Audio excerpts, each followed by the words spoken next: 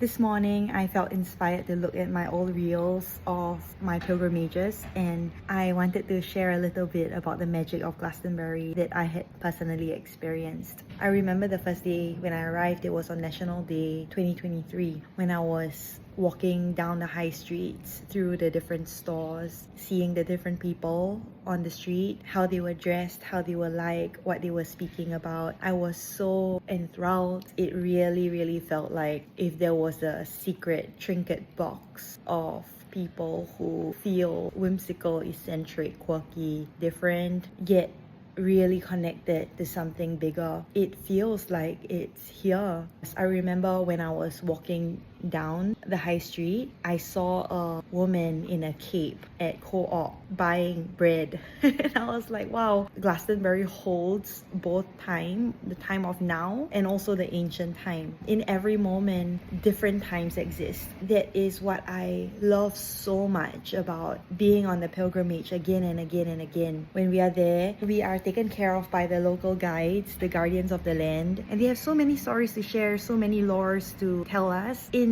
immersing in the story, it's like they're telling the story with their whole body. I remember this again because yesterday I was putting together the reels for Flames of Camelot that happened in August last year, and I was witnessing how Dea tells her stories, and she really tells with her whole body, and I feel like that's just so captivating. So when we are in the presence of someone who does that, we are really brought into the time and the consciousness of the story, yet we are here. Because if in a moment we come out of the story, we look around, it's like this is where we are right now, 2026, but in a split second we can get lost again in that story.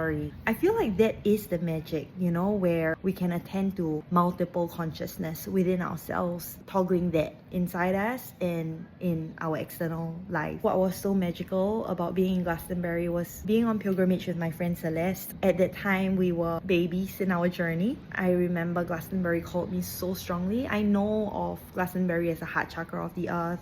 I know of Avalon as consciousness. I got this book called The Lost Lands by Lucy Cavendish. I bought it because of Lemuria and Atlantis, but it included the three lost lands, so Lemuria, Atlantis, and Avalon, and it shares about the timeline of these three ancient civilizations from her memories. At that time, I didn't know so much about Avalon, but I do remember when I was watching Once Upon a Time and the season was on Camelot, and just seeing the dress of the people, seeing the land from the set, it's the show. There's just something that grabbed at me. It was so clear. I wanted to be there and I had to be there. I remember being like, why? I had a psychic session scheduled and I asked about this, and she said that it is important that I go there, and in the future I'll be bringing people there. I literally forgot about this because I don't know anything about this place. Why would I bring people there? Fast forward 7 months later, that was in January, and in August I was there, and on my first day there, prancing around the high street, the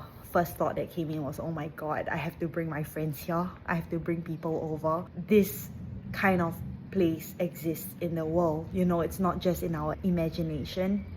And I know that Laura Hummingbird Life recently posted a reel saying that Diagon Alley coming to life.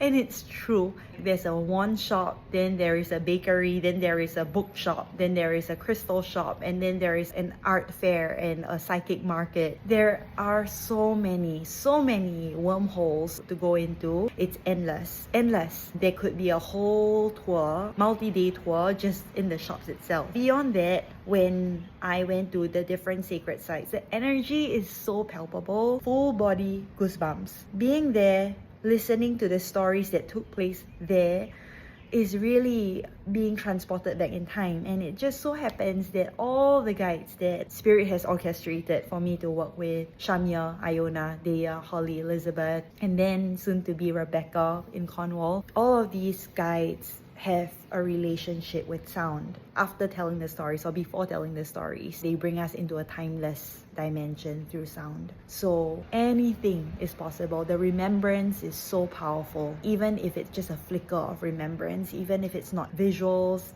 if it's just feeling. The feedback that I have heard on the pilgrimages in 2024 and 2025 is that this is familiar.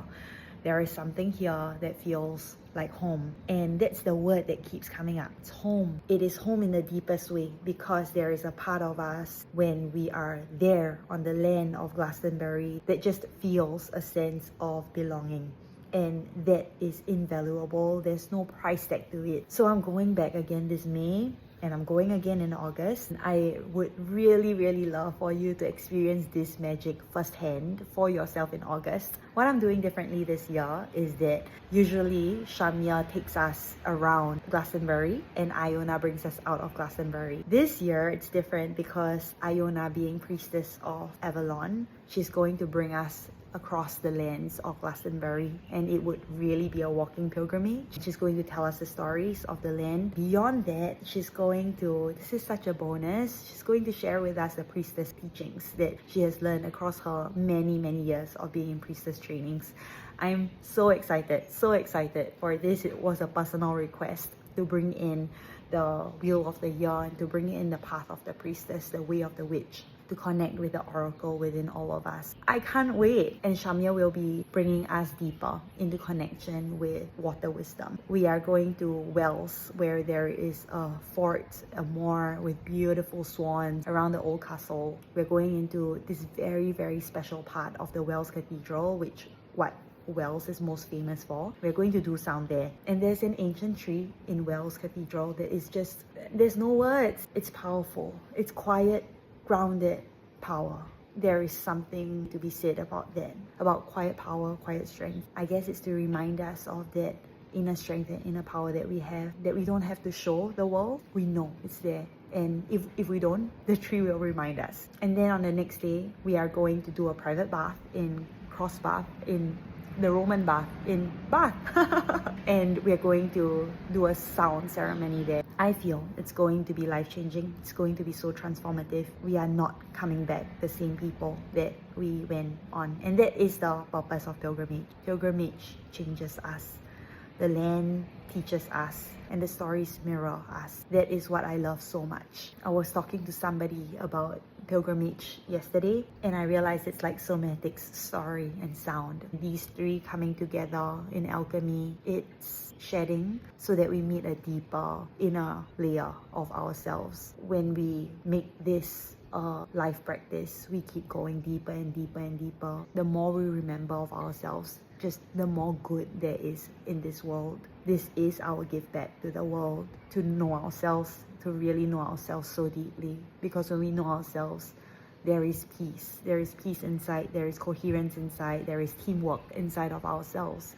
And that can only be mirrored externally. So I really hope you join me this August, whether it's to Cornwall or to Glastonbury, or both, to listen and receive the transmissions of the myth, the lore, the stories, and to remember these parts of you.